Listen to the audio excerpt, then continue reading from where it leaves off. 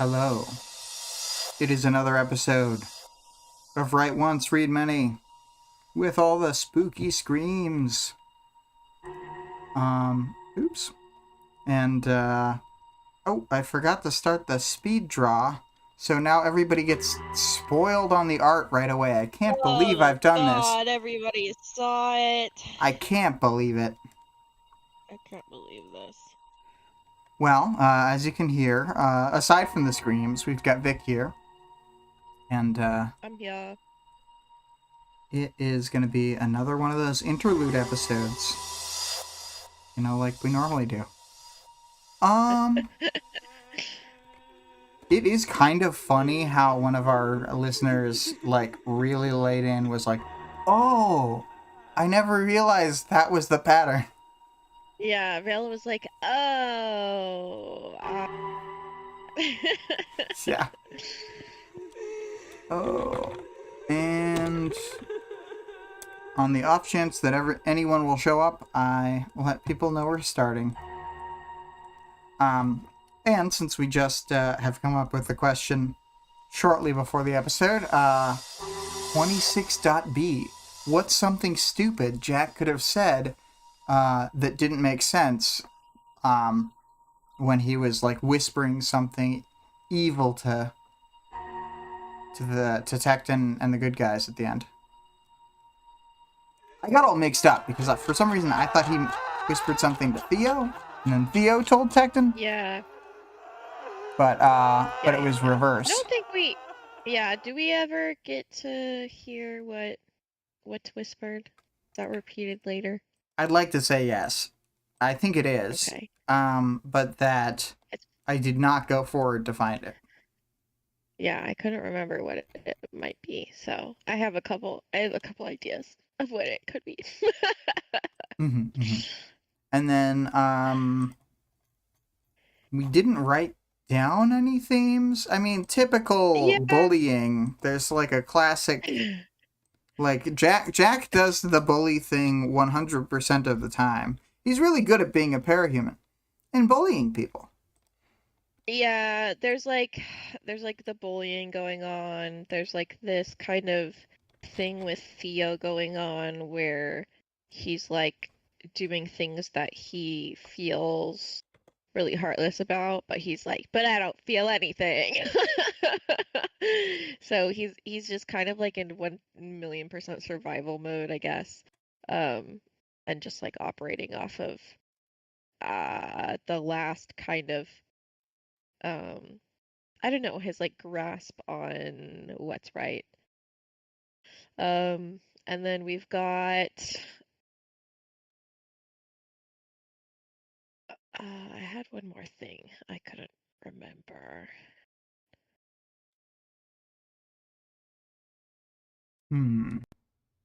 I guess just like the intense grit of some of these characters. And like the weird moment to moment Theo, trickery too, I was thinking. Yeah. Like Theo being like as hardcore as possible and like winning with like tricks and stuff. Well, like the thing that Foyle does like, is so hardcore and like so specific.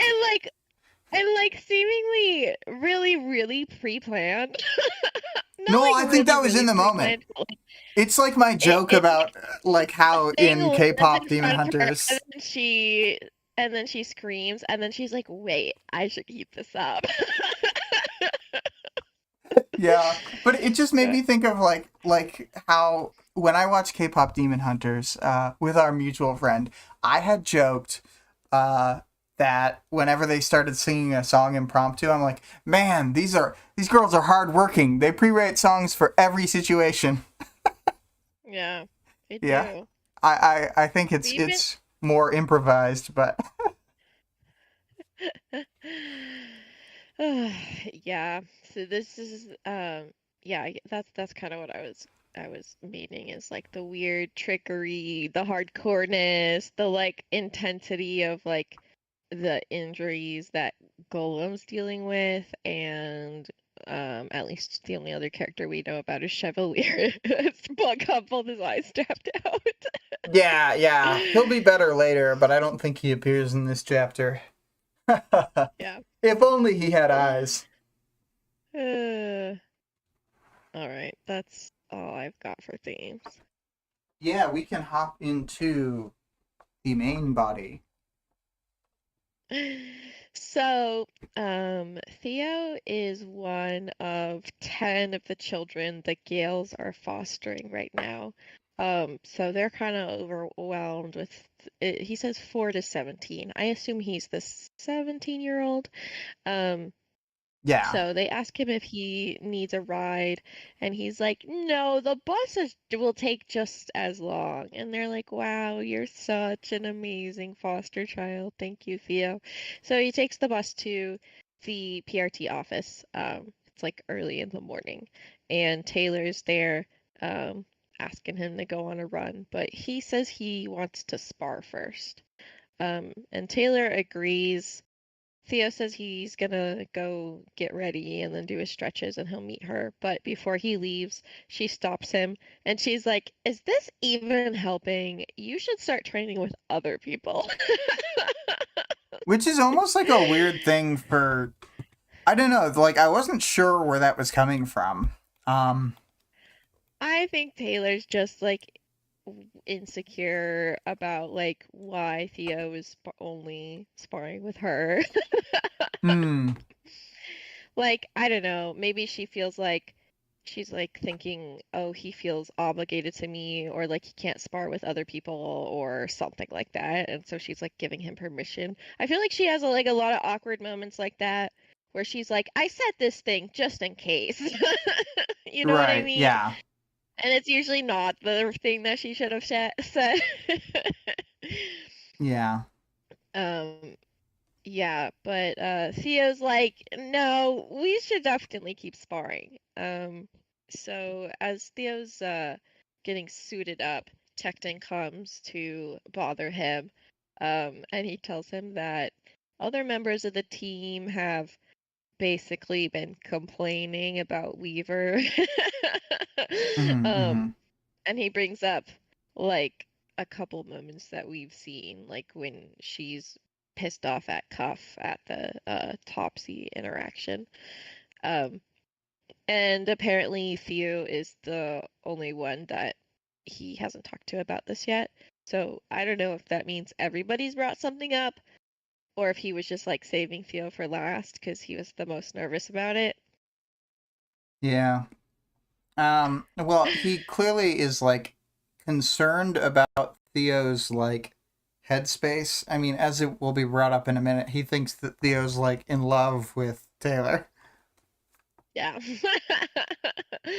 So, Tecton says that he thinks like Weaver is oblivious to these kinds of moments that are coming up, but Theo's like, no, she knows. She just doesn't care.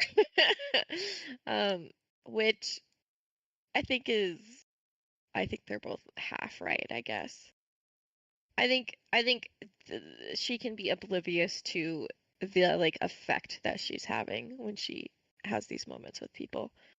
Yeah. Yeah. But like she overall thinks it's important or whatever, or the right thing to do. So She Theo, also like he we gets like, know from the time with Cuff that she did know. So yeah, she hates Cuff though.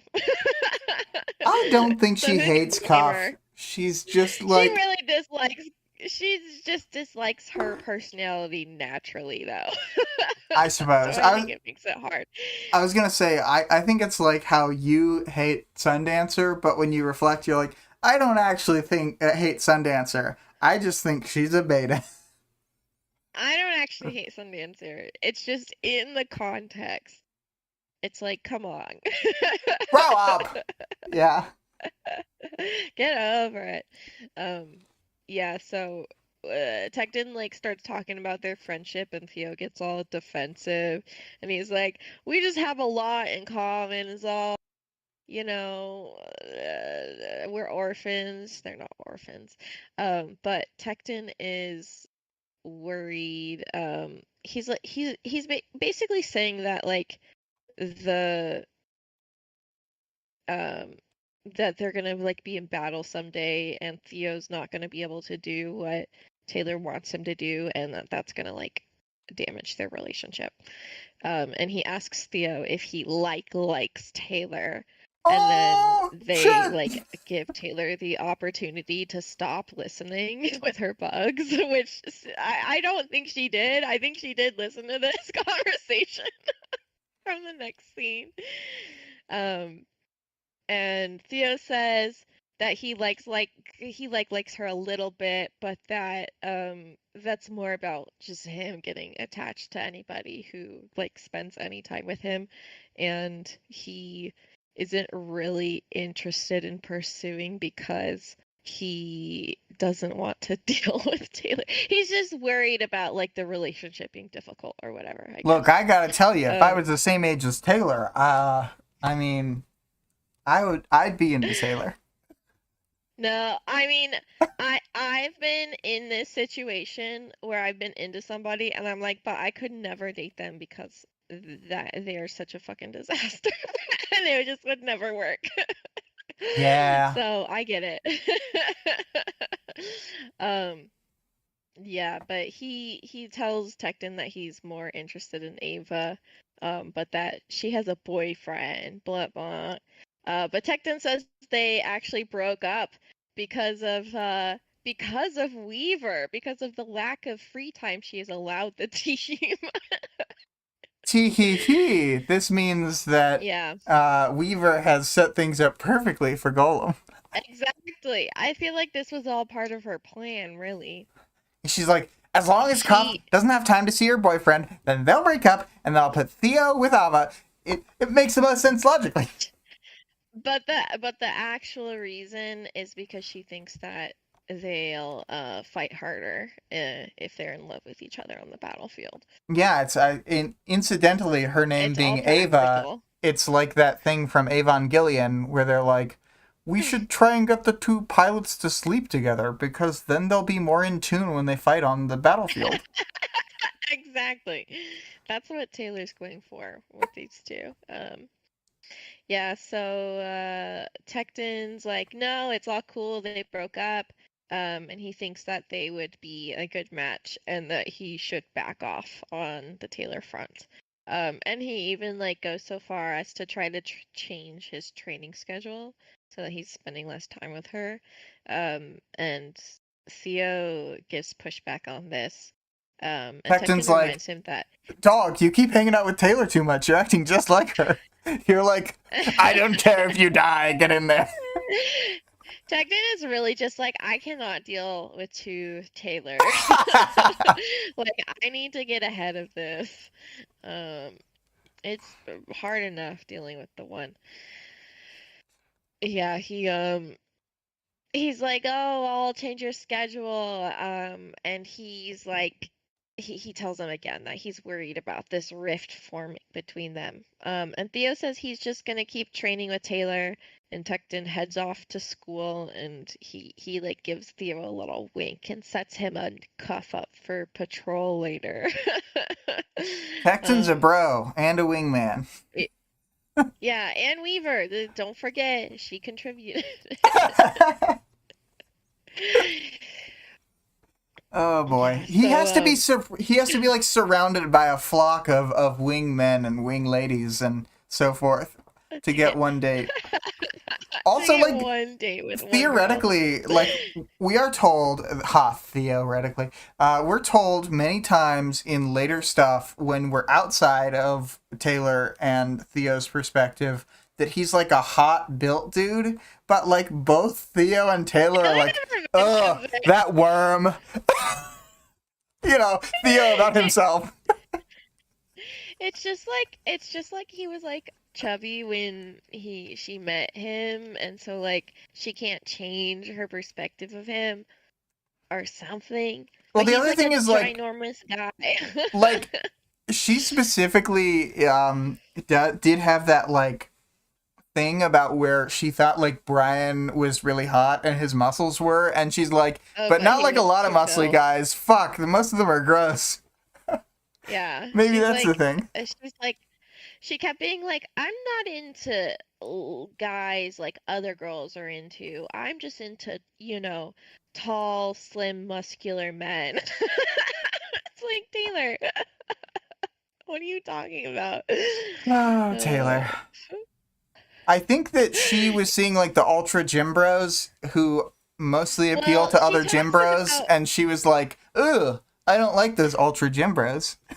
yeah, I think she's like, I don't want like a bodybuilder. And then she also like felt like everybody was into like little twink guys like oh my Regent. gosh, Alec, yeah. Mm-hmm. Yeah, and it's like, well, yeah, that's because you're like 14. But think about this. Think about this. What if Alec was dressed up as the Onceler? Um, Uh-huh. Do you think Taylor would be into that?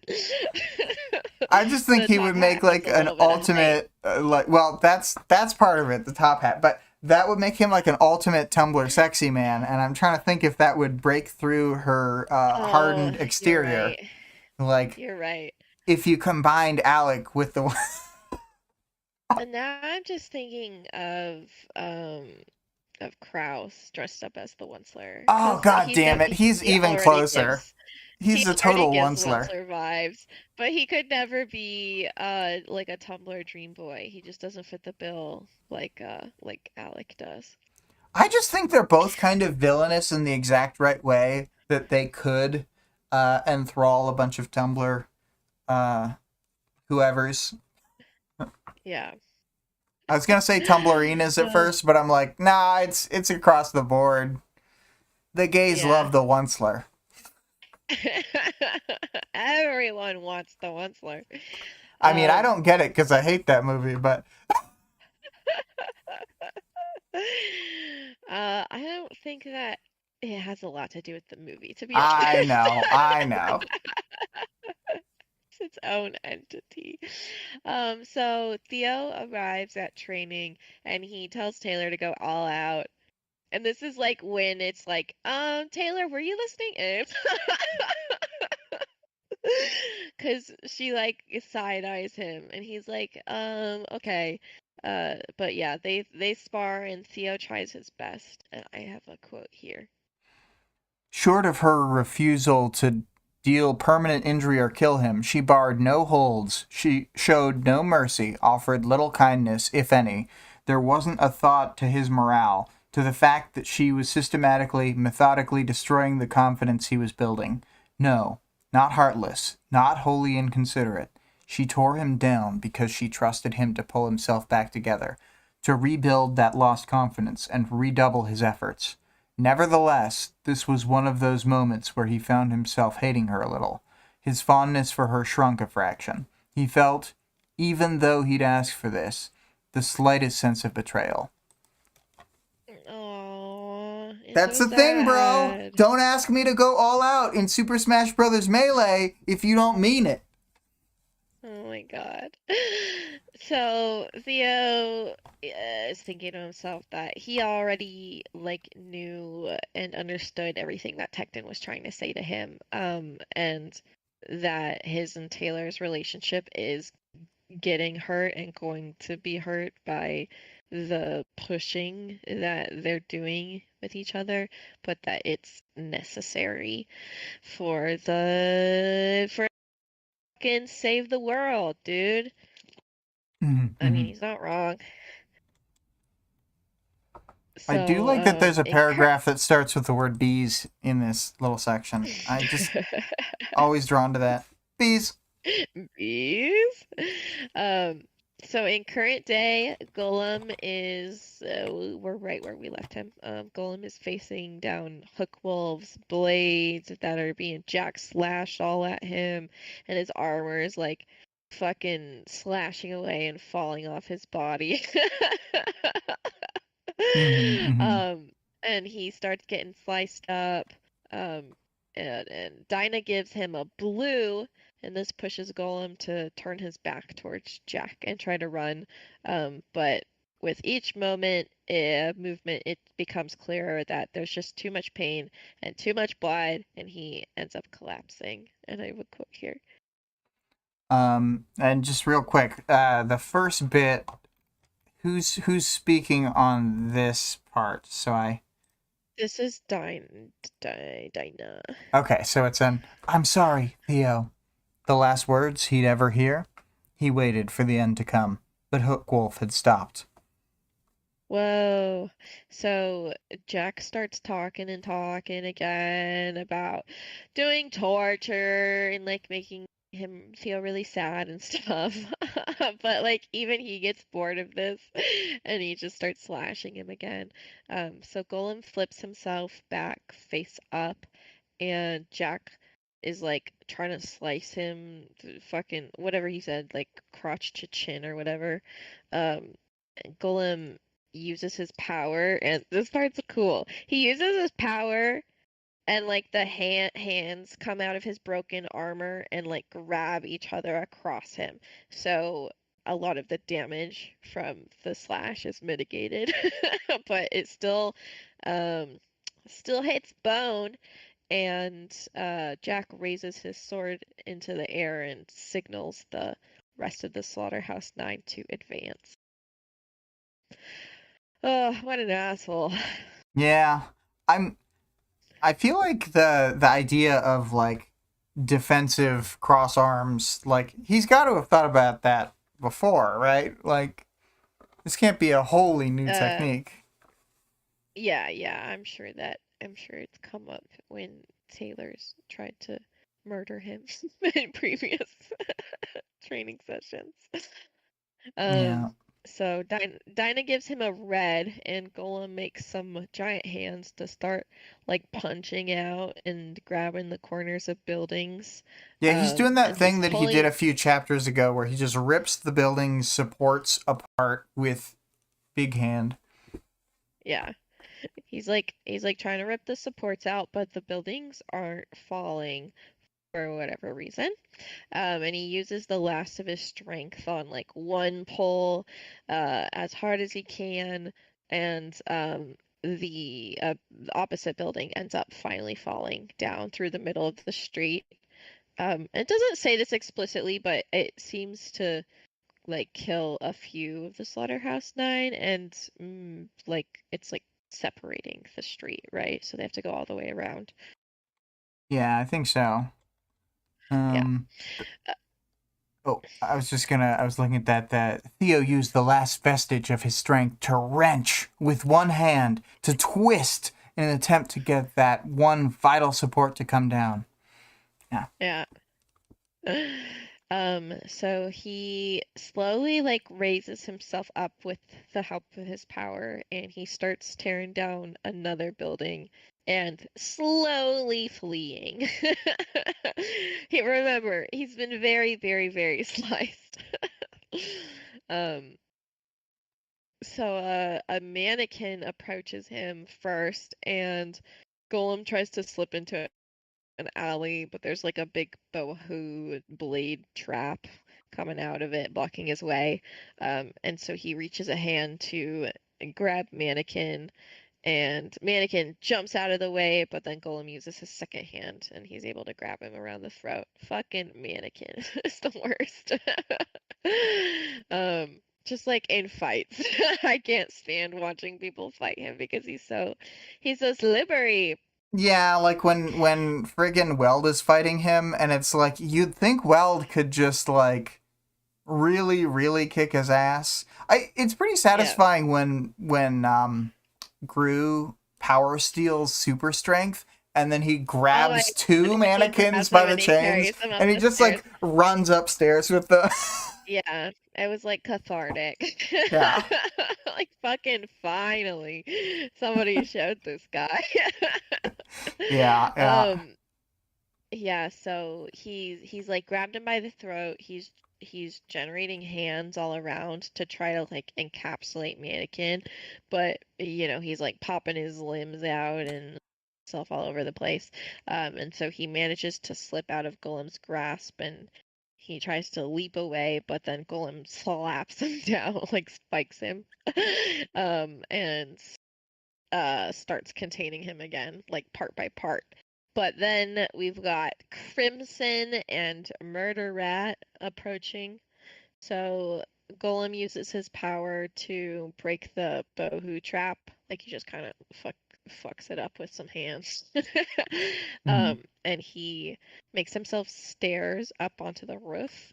He's able to this is like important, and he doesn't mention it till now, but he's able to sense Hookwolf's body. And so he's like can kind of tell where Jack is all the time. Um, and he starts breaking down the buildings that are nearby him.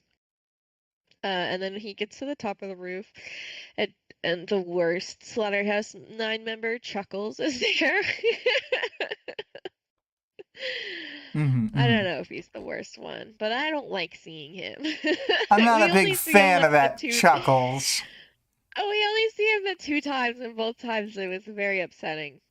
Um, yeah, he's got the stupid zigzag arms that Bonesaw made him because, you know, she's no longer evil or anything. And he like accordion punches it towards Golem, but he lets himself drop before he can hit him. So Chuckles is like winding up and prepping for another punch, and then Golem uses his power and pinches him so hard that he almost dies. He pinched him really Usually hard. he like pinches his like crotch or something, and the way that it's phrased is a little weird, which made me think that I don't know.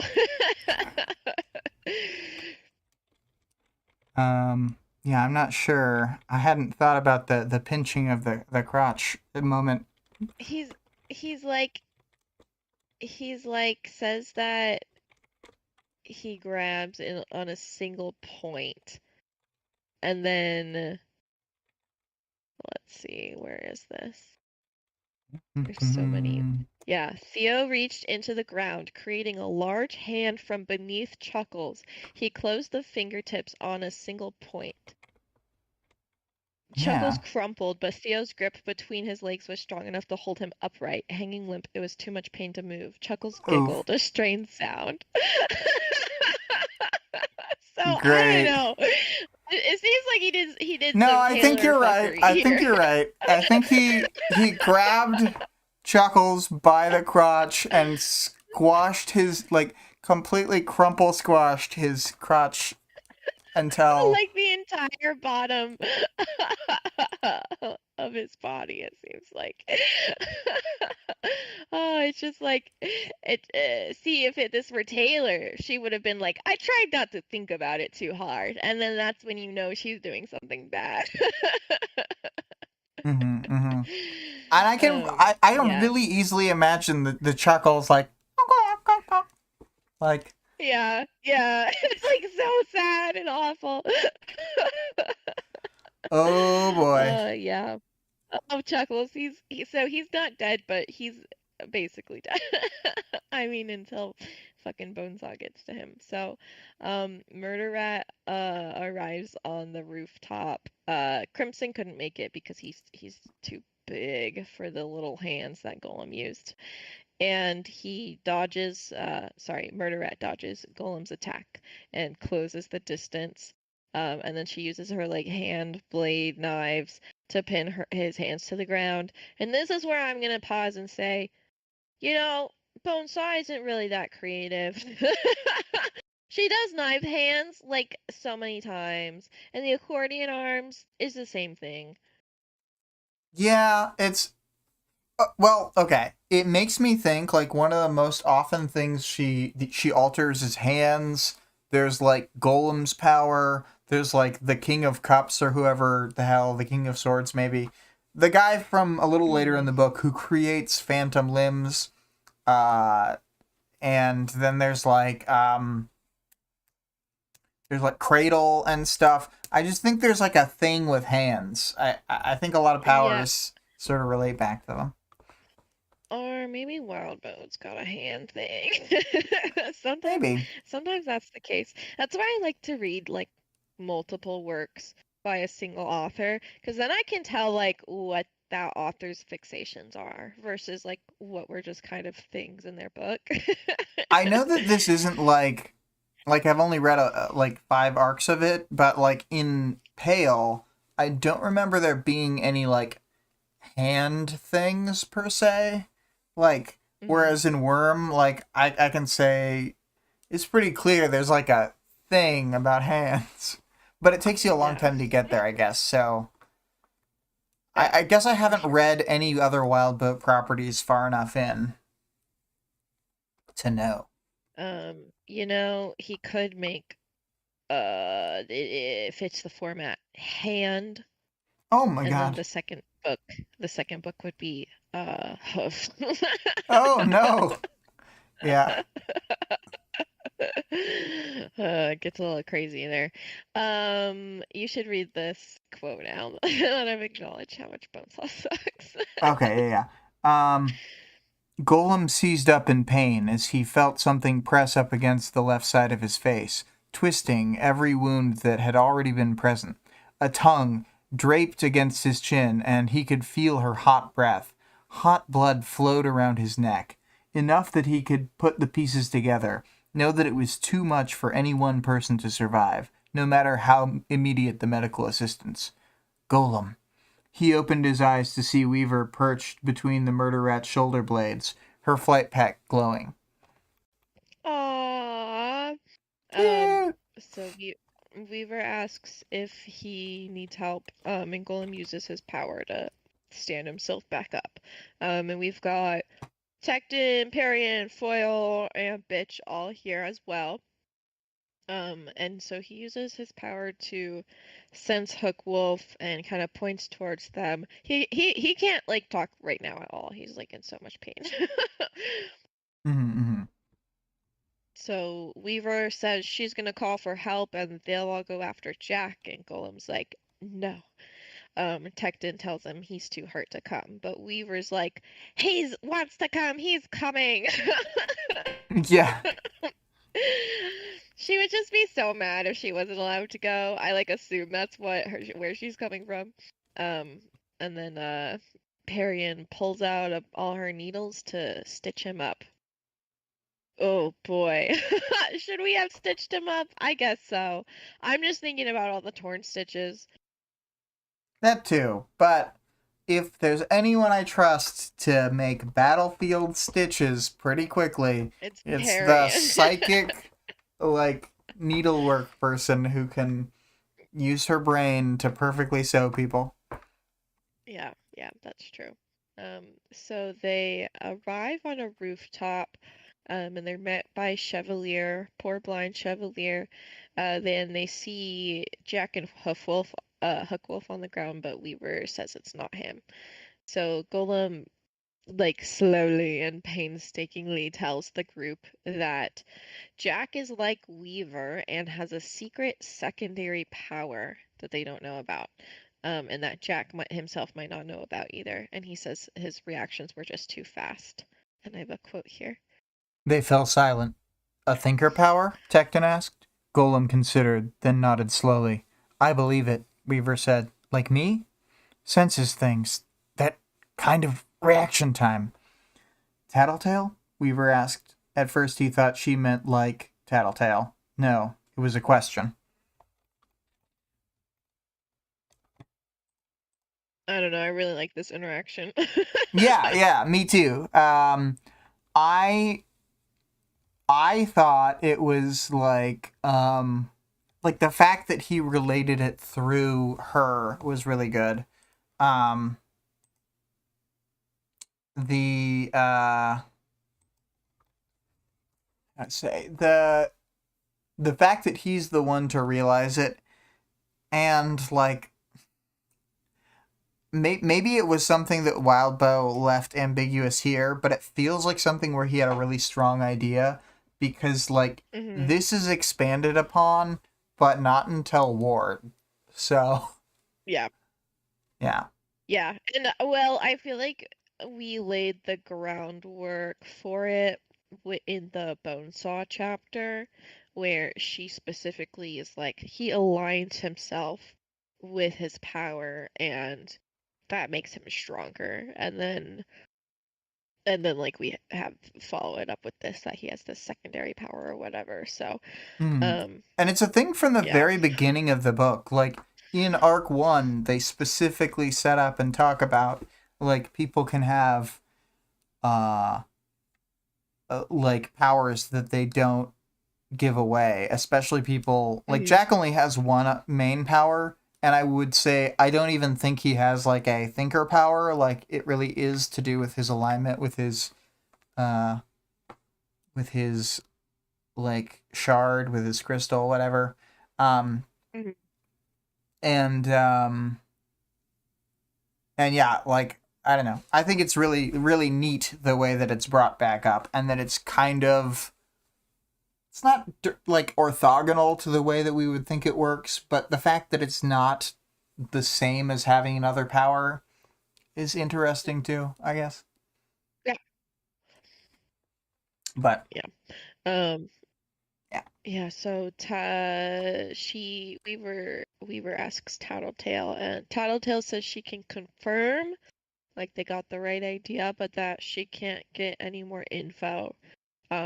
And Golem out loud asks Dinah to confirm, and then everybody's like, "Huh, whoa, you're talking to Dinah right now?" And Dinah says he has 7 questions left. um, Golem asks if the reinforcements are coming in. Tattletale says they're on the way, and Dinah says there's lots of dead ends coming up and that they need to act like right now. And if they do so, their chance is 3%, and that's the highest it's gonna be. um, so The he funny tells the thing team is, to, from our perspective, and this is like putting it a chapter forward or whatever, they do thread the needle and like win this fight, but they fall into the other 97% anyway. yeah, it's like I kind of like that they still fail or whatever. Yeah. um, because yeah, our odds are not good. So he Golem tells the team to move in, and they all like fucking jump in and go for it.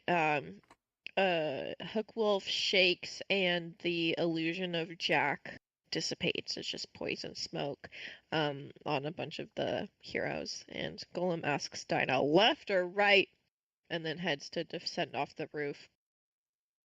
He's like long distance, having a couple fights. He does like real good at multitasking here. It seems like he has He's like a a total pretty good Taylor. ability. Yeah, like he has a pretty good ability to manage like all his hands at not at once because he can't really do that, but he can like keep track of them really well. Um, so he's like fighting with this group of the Slaughterhouse Nine that's in the alley below him, and then also he's like helping with this Hook Wolf fight. And Hook Wolf was kind of like targeting Foil because she's our main, that bitch can kill anyone.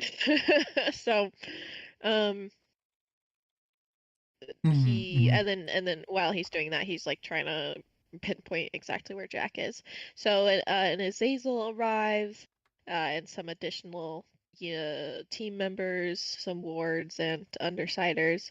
And when Chevalier orders them forward, Golem catches a smirk on King's face, and he's like, "That's not King." King doesn't smirk. King doesn't smirk. Only Even Jack smirks. even though the fact is like one thing we know about King is he often has like an arrogant smile on his face. So he's like, "This is a slightly different but also arrogant smile." The Yeah, I think bastard. I think the thing is that Golem just knows Jack like really fucking well, and that's like why he's able to figure out he has this secondary power and also that this king is Jack. Well, But yeah, yeah. yeah. But I Um also think like he's tapping into the same thing that Jack taps into, and that he's saying that Weaver and Jack have in common. Like I yeah. actually think that's I probably the case. I think especially in this fight and in this scene, the way that he's talking and like disconnecting from himself and just acting totally on purpose. Because it's like he has I the feel like Dinah he's like factor to definitely help more him. aligned right now. Yeah, he has the Dinah Yeah. factor to help him, but he's doing more than that would imply. He's like, he's still able to do this Taylor stuff of like finding exactly the right place to be, despite being all fucked up and like mega injured. Yeah. Yeah, for sure. So yeah, he Golem is like, okay, cool. King is Jack, and then the Siberian is dressed as Hatchet Face. And it makes sense. People are. I'm glad because when I started this chapter, I was like, you're telling me Cherish is right there? Like she could just kill everybody here, but it's not Right. Cherish. So, um, I'm and not I have sure a there quote are here. any cherishes left. I think they're all dead. Yeah. Yeah. So yeah. 'Cause I think the only remaining one was killed in the uh the pocket dimension, like shoot all your attacks at once thing where they like Mhm. killed tons and tons of them. Yeah, I think so. Yeah, I have a quote here. Yes. So, the illusions collectively shattered as he squashed the head of the Cherish against the wall, Nyx, which revealed the other three. Jack, no surprise, hidden inside King, Siberian, to be expected, and Grey Boy, squashed against the wall. His heart dropped. Oh my god, you idiot, Golem. We were just talking about how fucking smart you are. Well, the other thing is So you gotta think they knew that Grey Boy, or perhaps even 9 Grey Boys, were going to show up at some point. They didn't really have a plan for any of them. yeah, what can you do? It's like you show up to a battlefield, you might get super tortured forever for the rest of time. Oh my god, later when Golem like signals to the dragon's tooth person, and then they like are looking around and like, me, and Golem's like, oh, they're confused. And I'm like, no, they don't want to fucking go. Like, don't bring me into this. You're like, he's like right next to Grey Boy and Jack and Siberian. Oh my Yeah. god. I feel so bad for them. And yet, But he's one of yeah, the ones who makes it out scot free. yeah, nothing bad happens to to the officer or whatever. So Grey Boy's power kicks in, and it loops him back to pre-squish. Um, so Weaver and Perian are trying to block Grey Boy's line of sight with their minions, but he just starts shooting blind and throwing up his walls of time loops. And then Golem hears Foil scream, and then her scream starts looping, and then Perian starts screaming, which is even funnier. Well, After you the know. third. Period. Fucking gay people. They're like, the theater is my passion. I gotta get in on this too. Yeah, so Jack. I love that I mean, explanation. Period, come on. Theater is my passion. I've got to get in on this too. That's Anyway. what Perian was thinking. She like sees Foil do the thing, and then she's like, "Oh my God, babe, you're so smart and hot." Uh, So yeah. Foil's scream looping. Jack starts monologuing again about all the awful things he's gonna do. It's like I never even describe what he says because he's so fucking pointless and annoying. Um, but he puts his sword up to Tecton's throat, and he's got the Siberian touching him, backing him up. So he's indestructo right now. So Golem has a classic Taylor moment where he comes up with a secret plan in his mind. mhm. And he asks Dinah to confirm it's a good move, and she says yes. Golem checks with Weaver, asks her if she's got a plan. She says that she kind of has one, but she needs a setup. And so he's like, I can do that for you. So he gestures to a confused dragon's teeth soldier, and he has to like signal to the wards and undersiders next to him, like, no, no, no, no, no, not you. Just this guy. um, so he uses his final question with Dinah to confirm his timing, and then uses his power to point the dragon's tooth to where he needs to be. And then he raises them up above the time bubble, blocking the alley where Grey Boy is, and he kind of calls for everybody to launch their distractions. Which they do. So the Dragon's Tooth member just containment foams Jack and Siberian, and then again I thought about how and we've got Lord, they were like, it's too OP. The foam, it's too good. The foam. It breaks the universe. But yeah, it temporarily works. It doesn't break it, but he containment foams Jack and Siberian. It gives Tecton a moment to strike the ground, and the Siberian like stumbles and breaks contact with Jack, and then Tecton shoves Jack. But before the Siberian can touch Jack again, Jack is trapped in a time bubble. What? Not not because of any trick on their part, but because Grey Boy just froze him and he hates him. And so he starts like knifing Jack up. And then I wrote, but surprise bitch, and I have a quote here. Foil, still screaming, used her augmented sense of timing to measure the length of each scream, stepped around the monochrome field he'd cast just in front of her. She threw a handful of darts through the Siberian and Grey Boy's head as his back was turned. The Siberian flickered out of existence as Grey Boy collapsed. I believe that let me see Wow. here. I think that the other thing, the follow-up line, neither reappeared, healthy or otherwise. I Yeah. like that. I think yeah, I think Foil might get MVP this one. Oh, I haven't Because been of doing the that for Foil. ages, but I should have been still asking MVP of the fights. Oh yeah, who's MVP?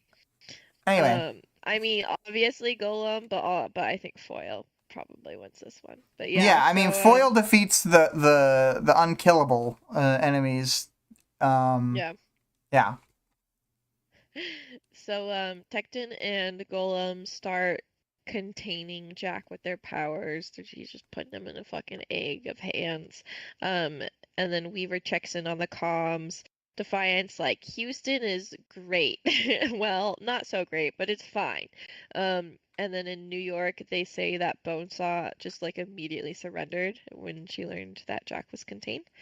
And so everybody kind of tentatively gathers around and tries to assess if they're good, if they did the thing. Um, so Tecton says Jack told him something that he doesn't think is the catalyst, but Weaver says he should pick one person he trusts and repeat it just in case. And so Tecton leans in to tell Gola. And Golem goes, And "Oh that's no, I'm your having my second trigger chapter. event!" And then Gola went, no, I'm gonna kill everybody in the entire world now. It's crazy, dude. Mm-hmm. Arc stuff. No, we'll do final chapter thoughts. Great second half. This isn't like Star Trek: The Next Generation two-parter where the second part sucks. The second part rules. Yeah, this was a really good follow-up, I think. Mm-hmm. I really like the Golem and Taylor dynamic that we get to see. This isn't even like a new perspective. This is kind of like the only perspective we've seen, on what it actually looked like. Mm-hmm. Um, and I would probably assume that Taylor was aligned with Golem that she was like being cruel and aggressive and that it was damaging their relationship, but that it was the right thing to do or whatever. So I liked seeing all that, and I don't know, Golem kicking ass. I mean, they kind of lose, but whatever. Yeah. Um, I I remember hearing this chapter. I think that this is like, I feel like sometimes I've undersold chapters that really were like amazing. Just because the level of quality throughout the book is so high. I personally like even the parts that I guess I've heard other people complain about, but like this chapter was so tense for me when I was first listening to it. It was so like, I don't know, gripping, and like with Grey Boy in the mix, with Jack like fighting him.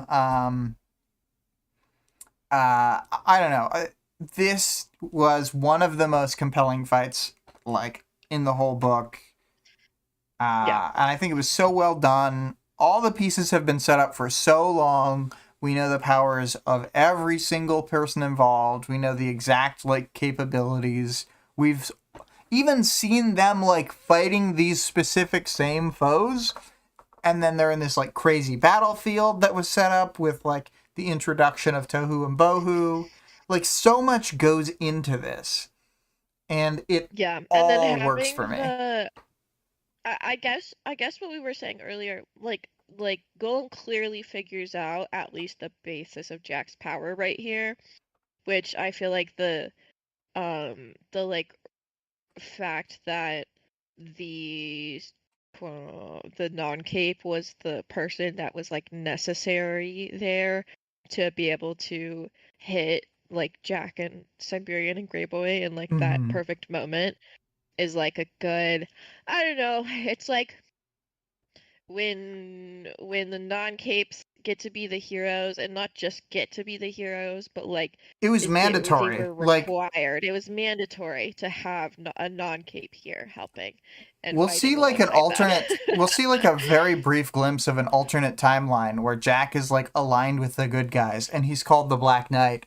And they say just he never ever loses to a parahuman, so they just constantly send him to go fight their like enemy factions. Yeah, So yeah, it I think it the fact that it had to be a regular human, the fact that it was like this character who's so aligned with like not seeing everything like it's power scaling, like he has just much more human view of the yeah, way things are. And well, I mean there's more to it too. It's like if Arms Master had been sent to jail or whatever and had not been giving tech to people, if Dragon had not helped him with his like changing his ways, if the DT soldiers weren't like so loyal to Dragon and the guild that they seem to be PRT soldiers who left the PRT to be in the guild. They never say yeah, that, but it certainly fucking feels like it.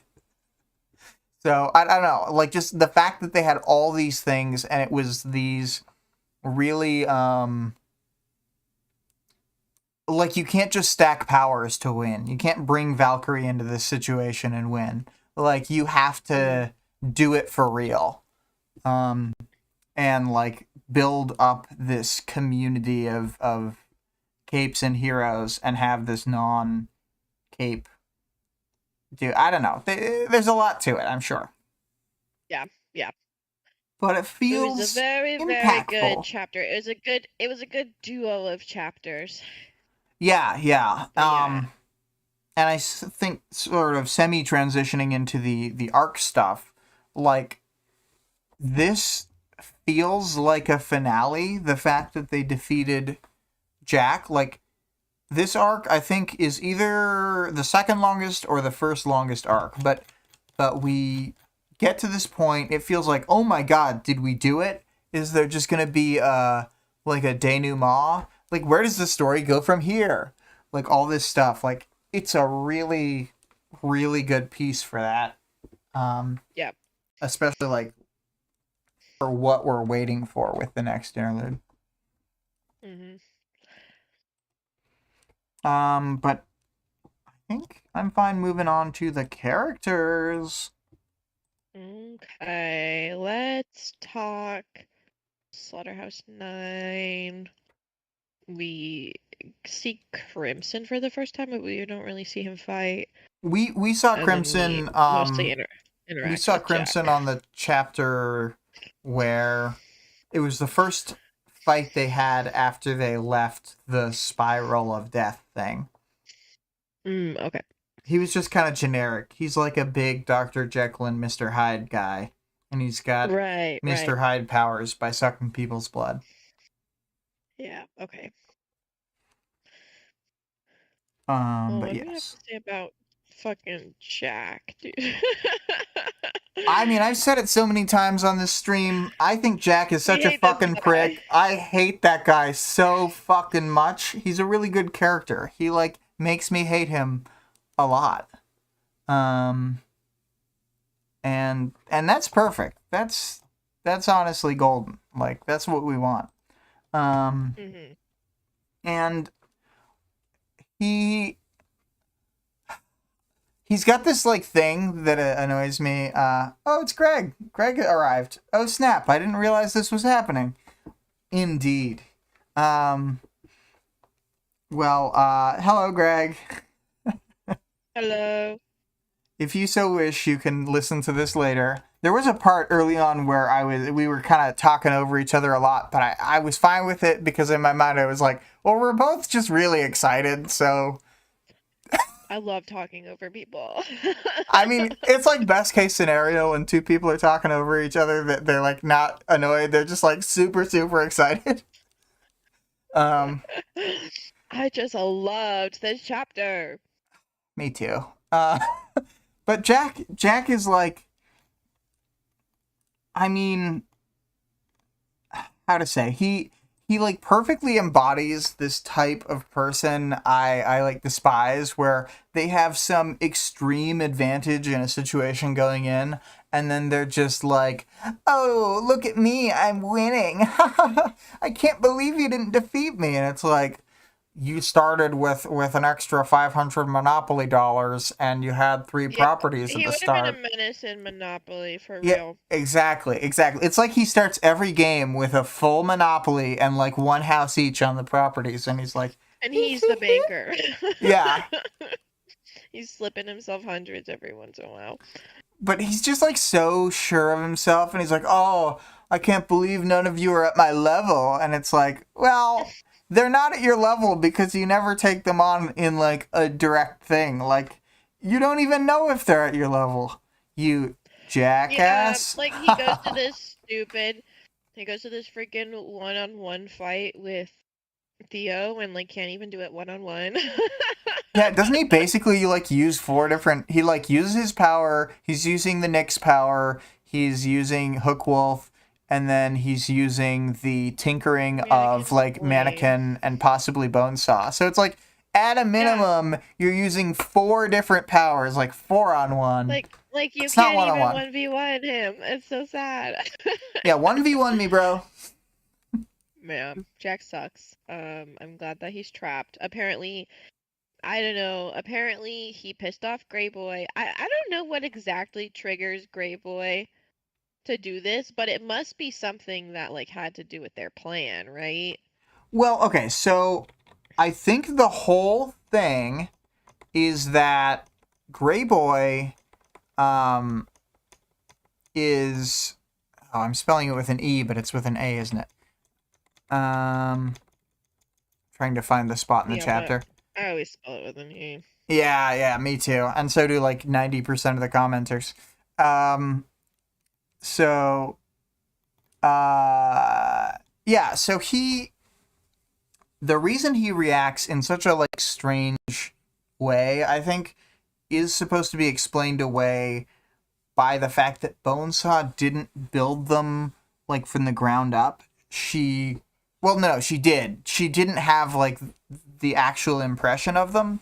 And because Yeah. she had based him off of what Jack had said he was like, which was not actually matching up what he was like, Mhm. then she had made him more or less have the same ideology as Jack, which is well, that you Jack, need but to I was gonna entertain say me. as Sophia. Yeah, that's true. Greyboy basically has like a word for word copy of the way Sophia sees the world, which is funny too because Sophia and Jack almost have the same mindset.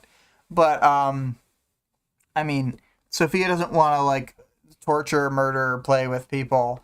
So like the outcome is different, but their like underlying thinking seems to be like weirdly similar.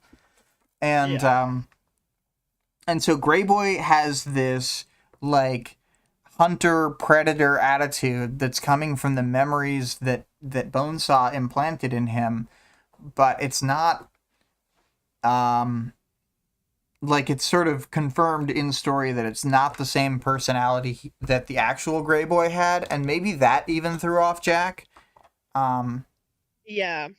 but just by looking weak for like 1 second, then he was done. Which, if Jack was like serious about the thing he was saying to Theo, like, "Oh, you failed me for like 2 seconds, so now I've got to kill you," and remember how I was complaining about how Jack sucks, and he's like, "Oh, well, I don't even want to play this game anymore."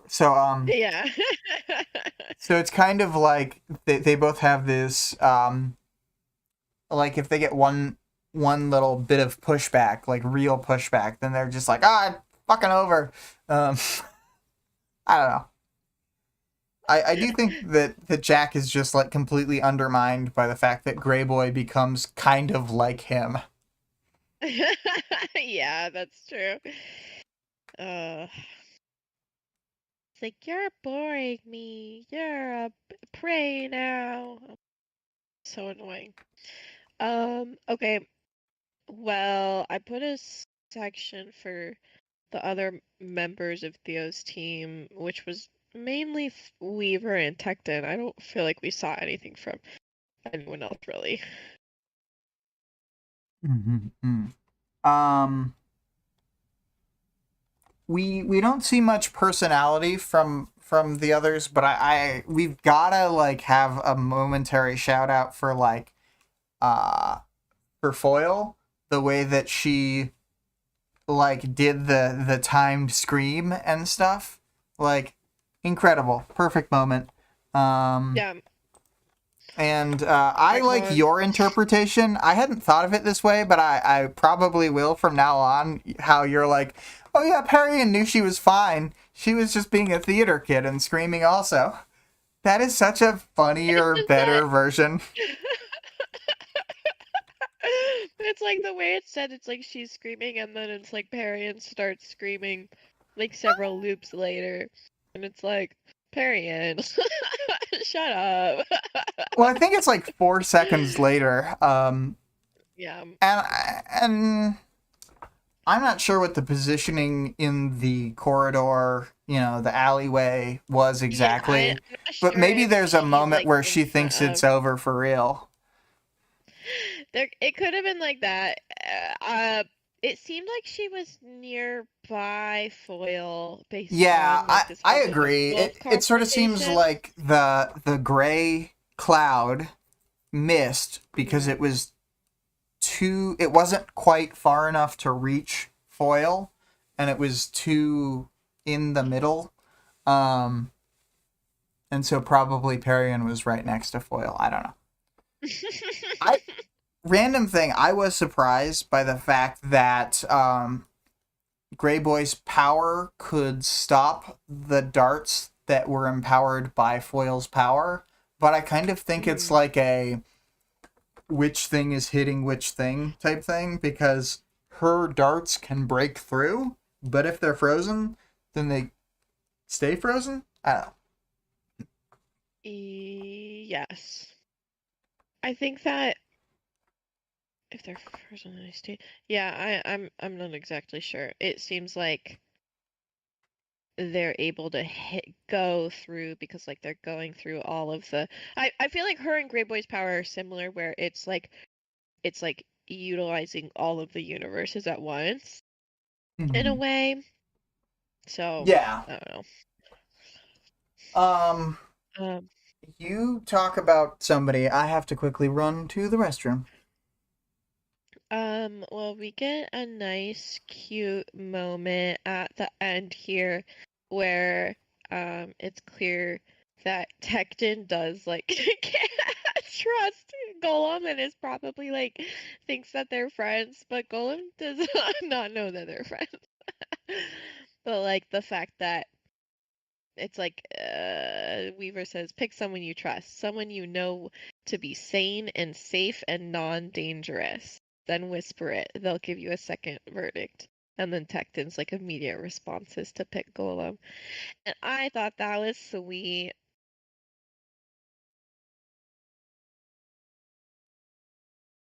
Um, and then Weaver this chapter,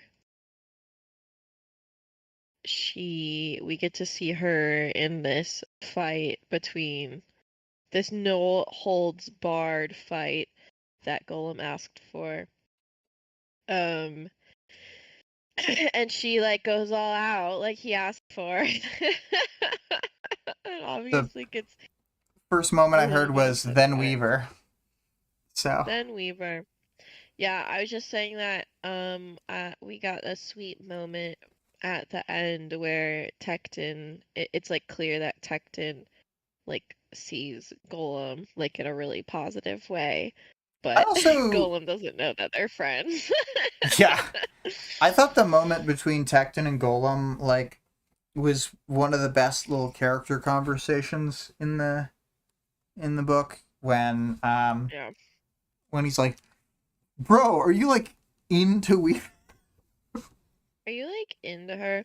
And I also I like that the whole time they're talking about her, they call her Weaver. Tecton is very like, I don't know. I'm like, do we even know? I don't even remember Tecton's name. He always goes by Tecton.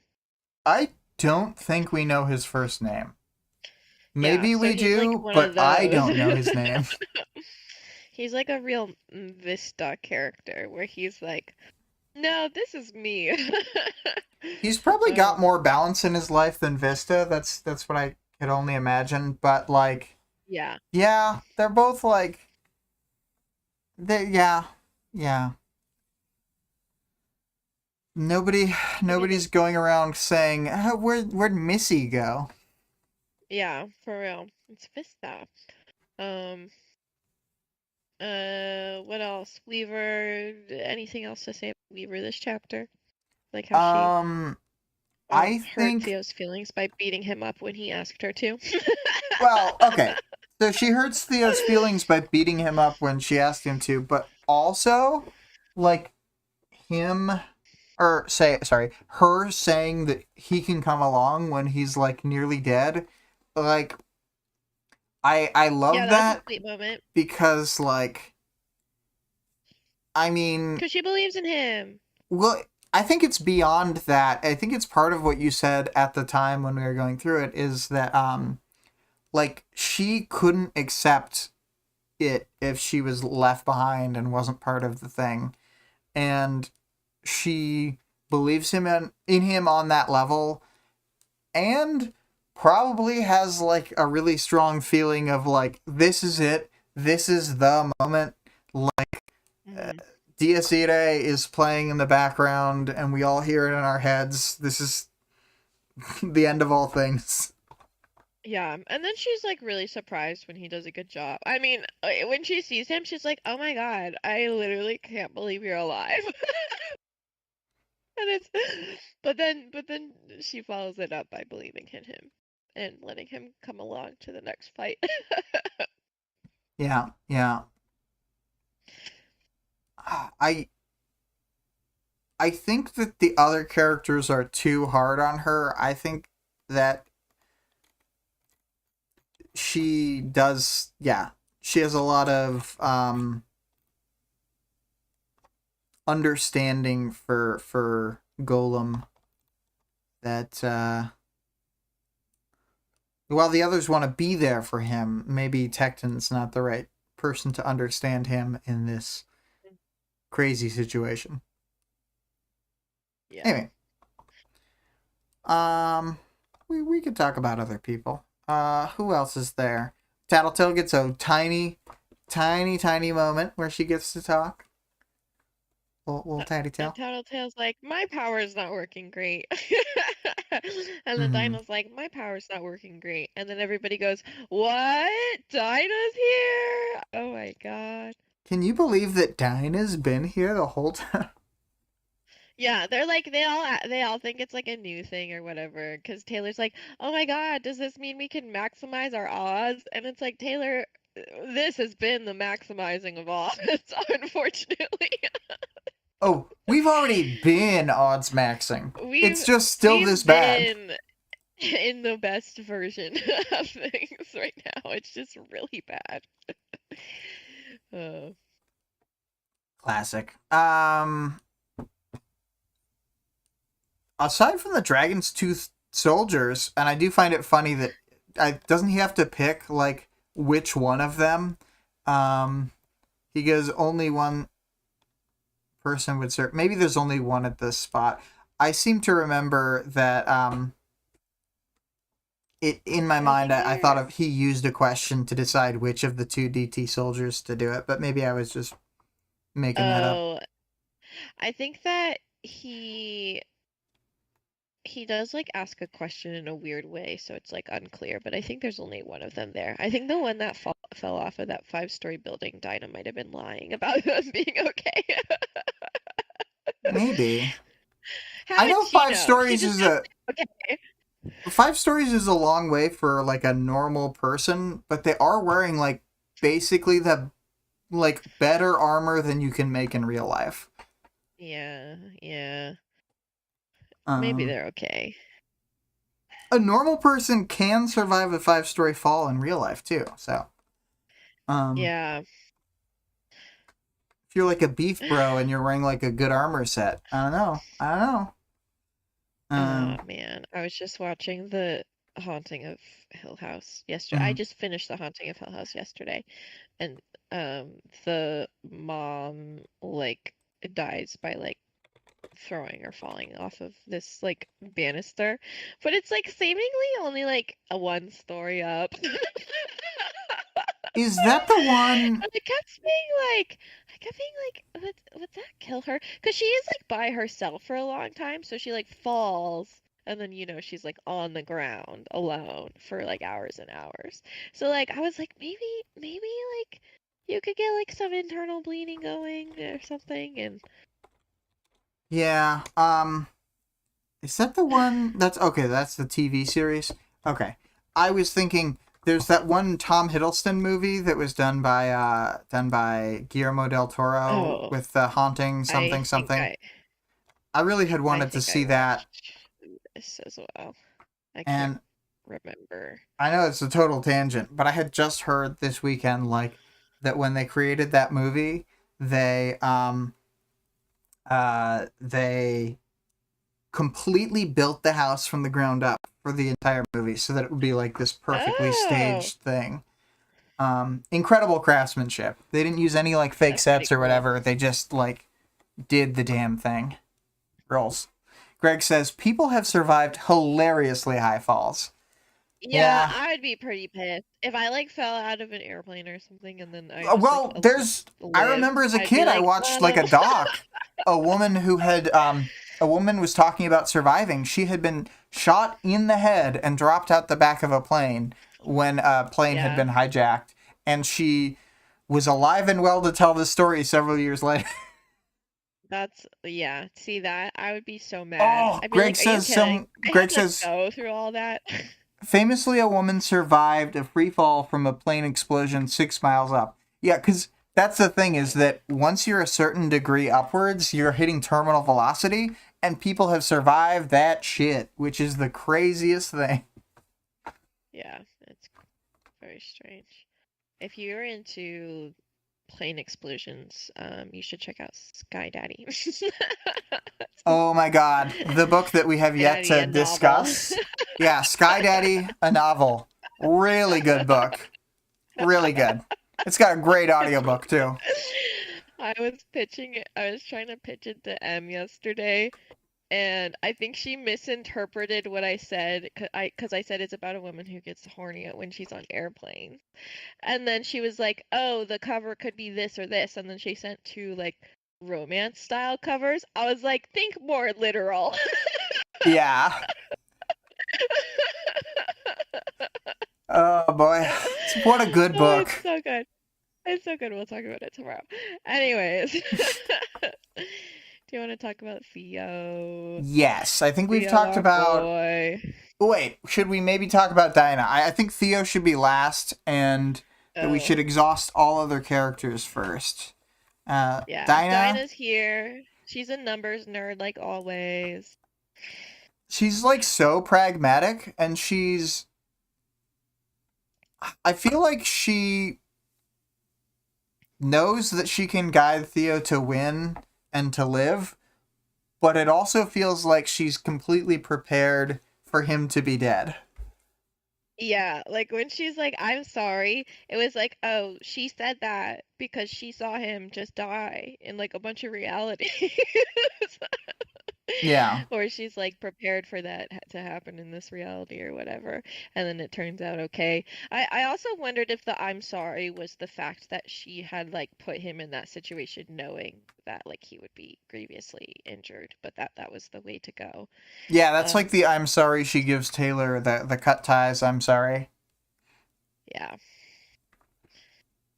Yeah. the poor Dinah is always kind of responsible for bad things happening to people.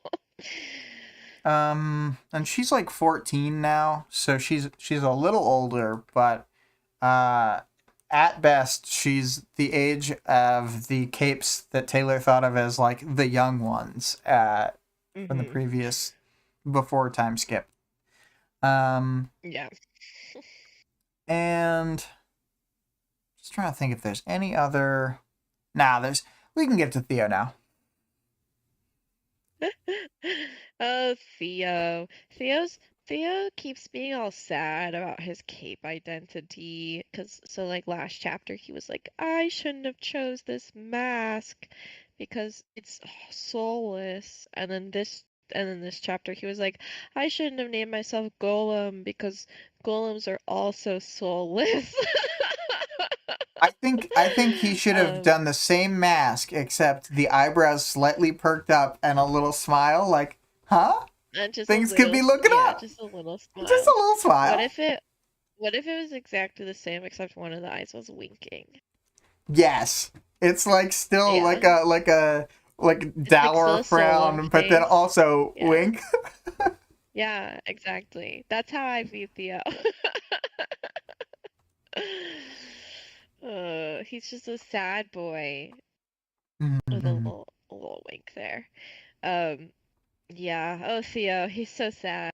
So yeah, he like thinks about like, oh, in mythology or whatever the original Golem story is that the Golem is heartless and that it is only there to complete a task or like to follow its message. And so he's like all fucking I'm sure he's all like up and dissociated and stuff right now. Like he's not he lost a lot of blood, okay?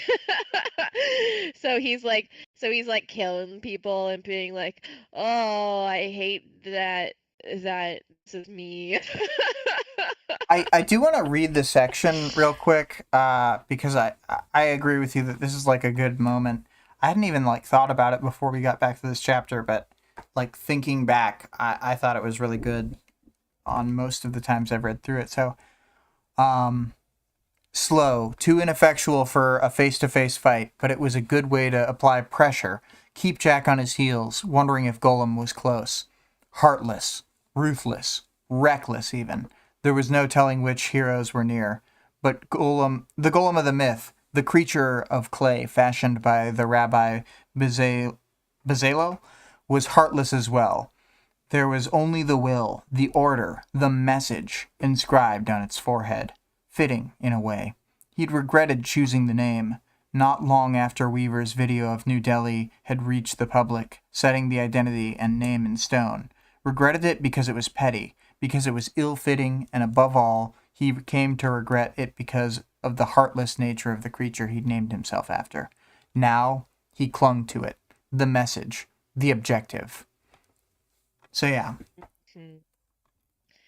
Yeah, yeah. And to me, he's like so hard on himself. He's like, oh no, I'm like being heartless or whatever. But it's like he like 1000% is in physical and mental and emotional survival mode. And so like that's what you're gonna do. He's like clinging on to the task that he needs to complete, and he's doing it. And there's also got to be some connection that he like thinks of Taylor and thinks no, not heartless earlier, and then he does. I don't know, because like their connection is so like he never thinks at any point like I've been molded by Taylor, but he's been molded by. Yeah. I Um. also pulled this bit Oh, about that's him funny. I was literally thinking. looking at the chapter, not at your write up, so I didn't see that you had this pulled out already. I'm so Oh dumb. yeah, I forgot that I pulled that too. Yeah, there's this part at the beginning of the chapter when like he's like thinking about how everybody's just like acting like everything's okay, with the end of the world. And I mean, the general public doesn't know, but they like know that like the PRT's like fallen apart and that all the Endbringers are coming. The way he describes it, it seems as though he thinks that the public have an inkling something like the end of the world is going to happen. Yeah. But I'll give Which us the. Mhm.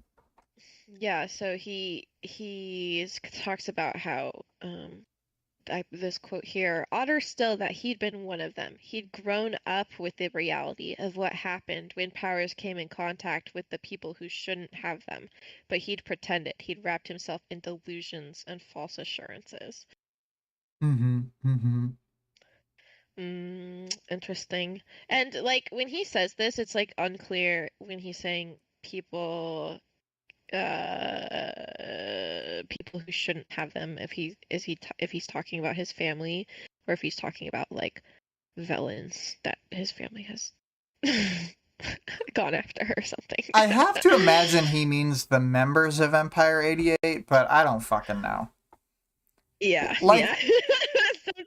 it's like I kind of have the heartless way of thinking about it, like Rachel from the previous chapter, where like the best she could She's do like, was did I like, wear buttholes? well, basically by being silent and stuff, like by leaving and not getting mad at him, the best she could do is like agree to disagree without actually saying Yeah, that. But like I agree with her, like fuck those people, yeah, for real.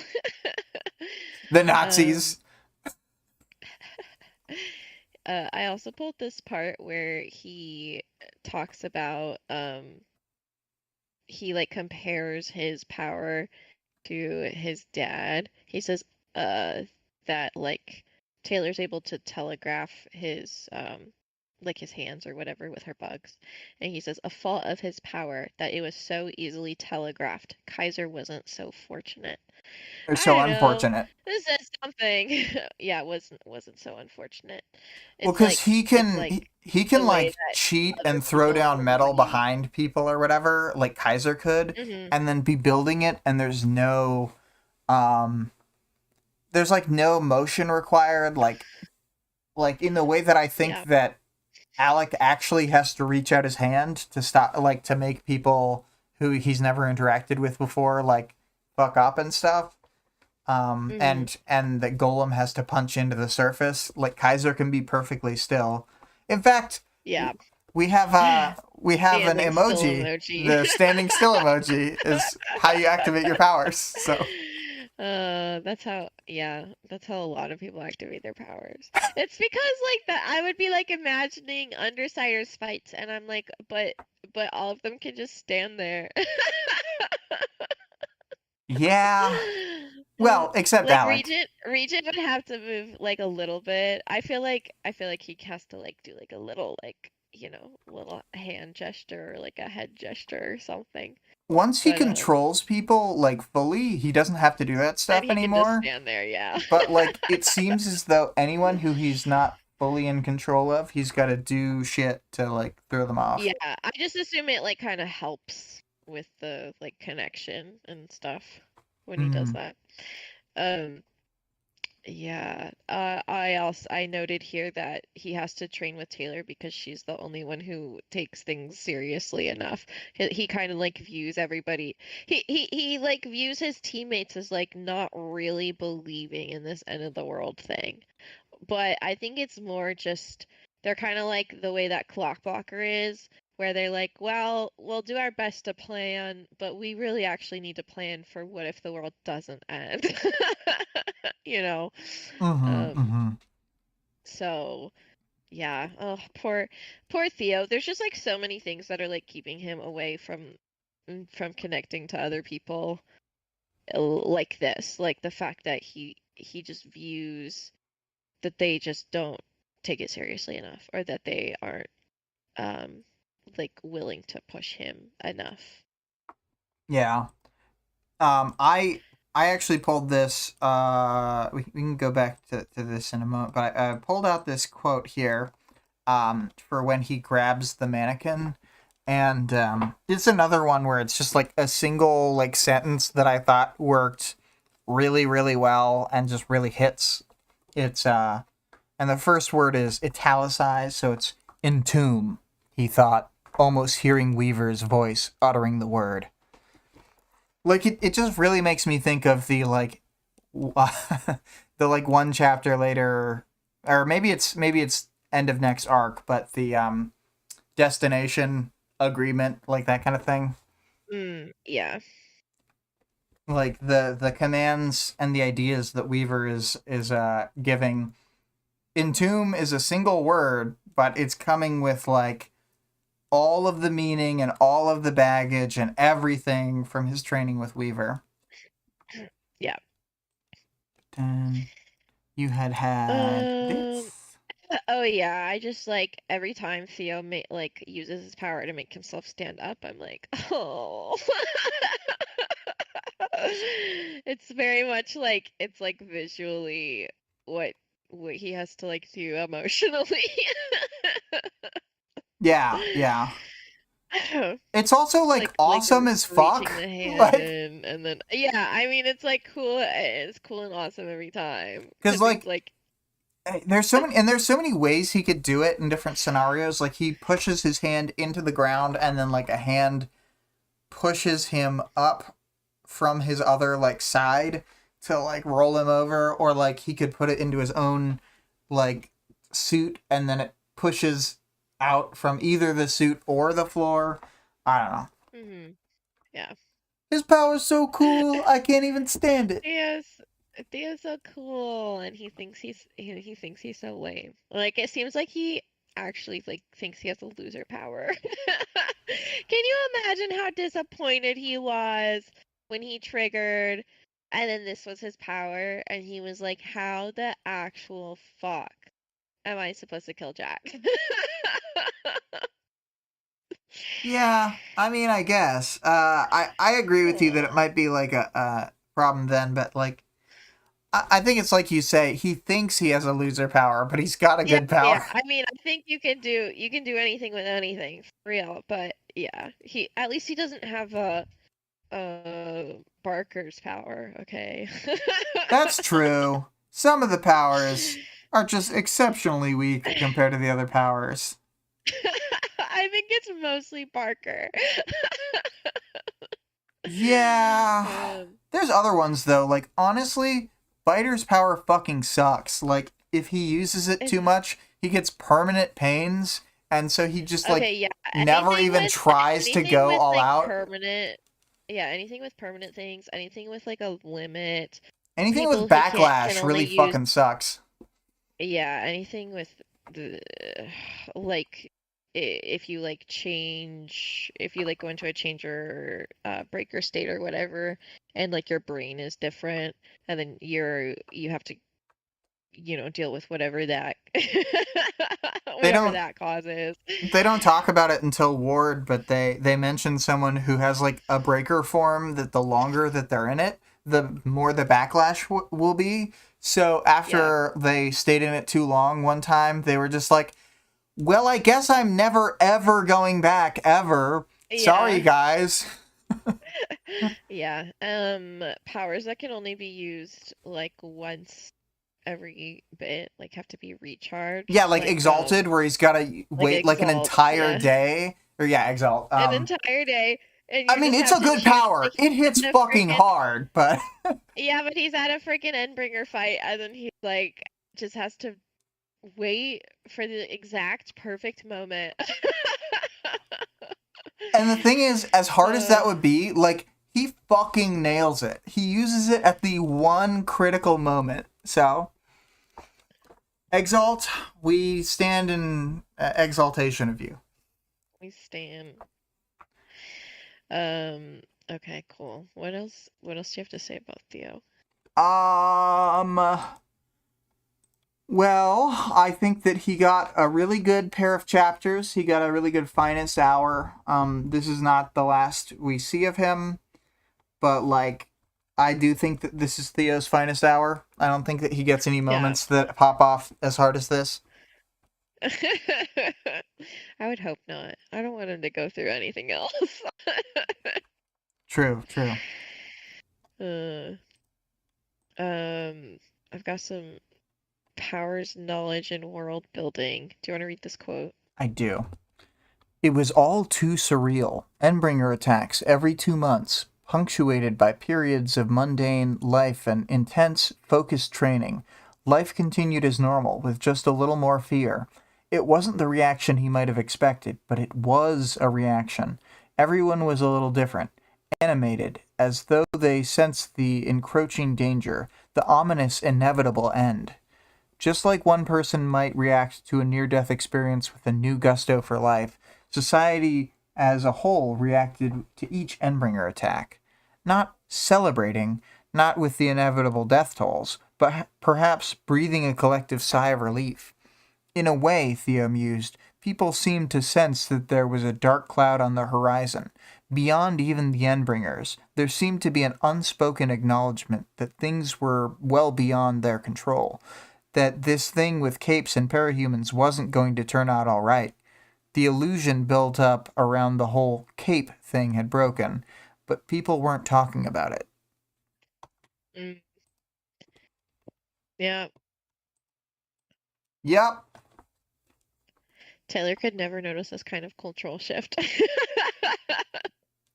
It also feels like very now, like what's happening now. Yeah, yeah, it's very much, um, it's like pretty real reaction to how the world would be. Yeah. Um, yeah, the other things I just wanted to mention that Foil was able to kill Greyboy. So Greyboy's power like loops in a way where if he gets injured or dies, then it'll just auto loop him back to when he was safe or whatever, which is interesting. I'm not Um, sure if but Foil's power kills him. This is like a probably it said somewhere, but I've never like looked into it. I don't know if Foil's power kills him because of how ultra kill the Sting power is, or because she hits him in the Corona Palencia and that disables the power to heal him. So, like, theoretically, oh lots of people would have the ability to kill him, but it's like vampires where you gotta hit them in just the right spot. But, yeah, I kind of thought, I mean, maybe if it was Contessa that's probably what I would think, but I kind of assumed that this was like a pocket reality situation where Greyboy has this pocket reality that or alternate realities where he swaps in the like healthy, fresh version of himself Yeah, and where that it just if keeps she, toggling through and like cycling him in with one of the like the bodies that's fine. And then yeah, yeah, since yeah, she but hits all then realities at she once. hits all realities and kills him. Yeah, That my yeah. my instinct when I first read this was that it was because Foyle's power cuts through everything. But then on this read, I was questioning it because of the fact that Grey Boy's power was able to catch her darts in the air. And like Mhm. after I thought about that, I'm like, oh, that's a complicating factor. And then I only came up with that like idea that maybe she destroyed his Corona Palencia more recently. I think that in the like more natural conclusion is probably that it's the Sting power killing him. Yeah, yeah, it could probably be either. And then yeah, Grey Boy's power just doesn't go away after he dies. Because it's a time loop thing. I don't know. Well, Yeah, it makes sense because it's looping the same moment in time, and so that's just gonna be permanent. yeah, I was gonna say a lot of the powers that aren't like uh actively enacted by people do persist after death. Uh-huh. And a lot of the times they'll like in Worm and in Ward they'll talk about like, oh, the powers, like stuff that's brought in with powers breaks down over time. um but we always hear this as like a background element. We basically never see it in action. um it's kind of a weird thing, and they like specifically say in Ward as well, like, well, some powers are the exception that break that rule, and like if you create matter with certain powers, then it doesn't hollow out or anything later. It's just fine. So it's like I honestly still, with the full knowledge of the full series, don't know how to feel about like how likely it is for a power to persist after death or not. Yeah, yeah. Yeah, I guess it just kind of depends, like mechanism to mechanism, what actually like what the power's actually doing. Yeah. And hmm. Well, there's a thing that I kind of want to talk about Grey Boy's power, but I'm like, nah, I'm just gonna let it lie. It's too like Ward Two specific. two spoilies. Too spoilies for this medium spoilers podcast stream, whatever the hell. Um, as far as any more world building, I think just like the clash of powers, the location of the fight, like everything is kind of perfect for this LA fight between the last chapter and this one. Like it's just Hmm. incredible. So, um, Yeah, I yeah. agree. And then, as the as is usually the case, there is no bonus, so we can move right on into the audience participation. I've used that so few times, but I just leave it in the template, and I'm like, I Just will in have case. bonuses some days. I mean, like, what if I were to draw? What if I were to draw another portrait, and then I wanted to show it off? Yeah, I'd need to show it off in the bonus section. Um, true. so the audience participation. The question is, what's something stupid Jack could have said to Theo that doesn't make sense? And he had to ask. Oh, I clearly wrote it wrong through my confusion of the situation, but it's Tecton had to ask Theo. So I'll just quickly swap that around in the thingy. Tone, deck tone, Theo. Bloop. And your answer was, "Take that, you worm." Take that, you Which is clearly the right answer. And Greg Tecton has says, to like imitate the voice too. yeah.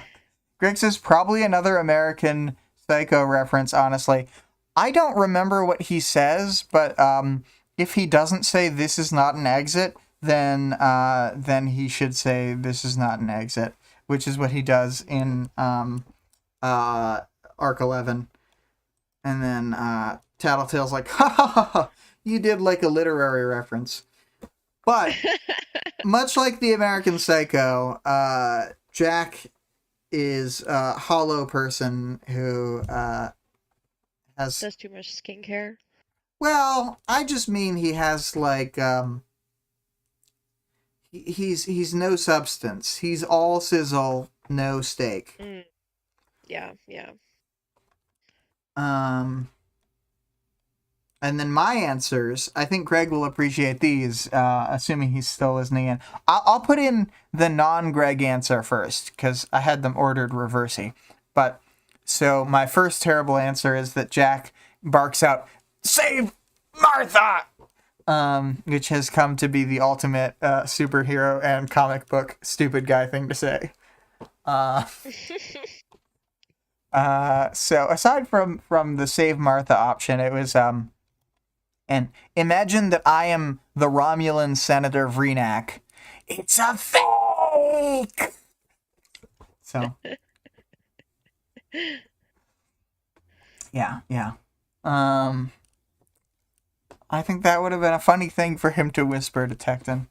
And Tecton's like, was that a Star Trek line? He's like, wait, what?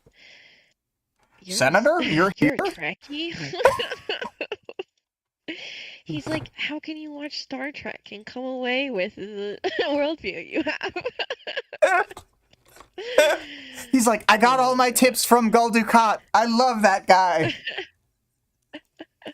Oh my god. Oh my... Jack is like a he gives me the same vibes, like a perfect villain as Dukat, like where I constantly want to punch him in the face. Yeah. Oh my god. Jack leaned in and told Tecton to read the 48 Laws of Power, and that's actually what causes the end of the world. Oh Tecton's boy. like, man, this is actually really good advice. For anyone who's unfamiliar, the 48 Laws of Power is basically just like, how can I be the worst person that I could possibly be? Oh, yeah, here we go. It's a guide. Oh, here we go. There's a 48-step guide. Guide to being a snake in the grass. Prisons. Yeah.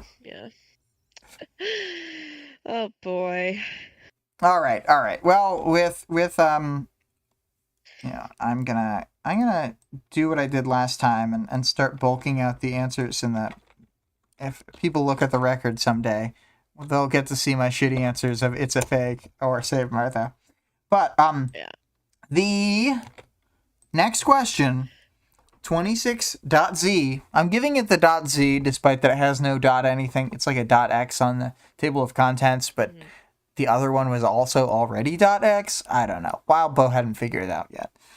It's, if you were Cauldron, or in Cauldron, whatever, would you have tried to bring more people into the plan to let them know to be ready for when blank turned against the world? This is annoying. Discord is taking my 5 blank and putting it as a 1. And like when I go to edit, it's still 5. You have to do like spaces. Yeah, I'm doing it. Then you can see the spots like Hangman style. Oh, god damn it. You still can't. Oh, really? Oh. Let me see if I try,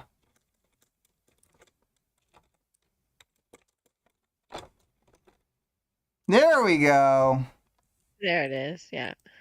I needed to have them be the minus signs instead of underscores. Mm-hmm. Dashes, but not M dashes. Oh, there's actually 5 M dashes in a row. I thought the M dash was a double length version of that. No, it is, but it's the M dash, more importantly, is a lifestyle. It's something you put at the end of sentences when you're a bad writer like me, and then everybody goes, just stop using M dashes. It looks amateur. It's like, but that's how it sounds. Dude, Elliot was making the fic with M dashes because that matches the style of the book, right? That the Yeah, fan and fiction is of. But yeah. then Elliot had to back away and be like, "Oh no! Now everybody thinks if there are M dashes that AI made it. So now I'm going to take all those out." And I was like, "Oh no!" No, no. And Greg makes a great Consistency, point. You M can't use M dashes. dashes because you're not M. Neither of us are Emily. Very, very true. Very true. Yeah. All right. Ah, I'm gonna start up the scary, spooky music for a second, and then we will say our goodbyes. Let me read these old links. We've got the music you're hearing here, which will feature on one remaining episode, is Dark Ambient Music, Asylum '01 by CO.AG Music. And the link is in the streams that have this ARC, whatever, all the ARC 26 stream text. And then the other links can all be found on both the streams and the channel, such as the Discord link, Wildbow's Patreon link at patreon.com/wildbow, the full text of the work being available for free online at parahumans.wordpress.com, and the first audiobook of the entire work, audioworm.rain-online.org. So, we'll see y'all next time, and we will be addressing 26.z. You got any goodbyes? exciting stuff. Goodbye. Goodbye!